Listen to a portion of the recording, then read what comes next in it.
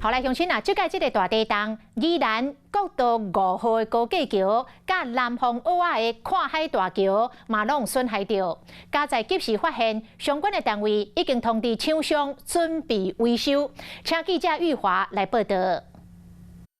好的，主播可以看到，这次规模7.2的地震还波及到国道5号头城高架桥桥面的正下方跟梁柱之间，水泥不仅有些裂开，而且下方还有一条长长的裂缝，底下已经围起了护栏，不过还是可以看到有些许的水泥块掉落在一旁，下方的空间也因为地震产生裂缝，目前是先围起来进行维修。来听一段稍早访问。混凝土薄层的一个剥落，一个裂损。 那整个评估起来是不影响我们的行车安全。不仅是国五，连南方澳的跨港大桥都已经遭殃。上桥上也可以发现到有注意的字条，请民众留意，在桥的两侧出现3到5公分不等的高低差，可以看到有不少的水泥都被震到剥落下来。因为顶届长桥，大家拢是阴影了个存在，我在这个地震这大地震哦，上希望会当点管重视爱。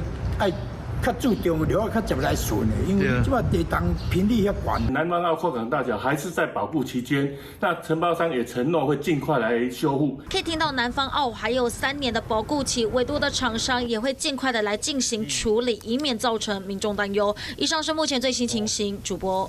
Hello， 我是雷亚。想要抢先掌握最及时的新闻资讯吗？赶快订阅、按赞、开启小铃铛，锁定华视新闻 YouTube 频道。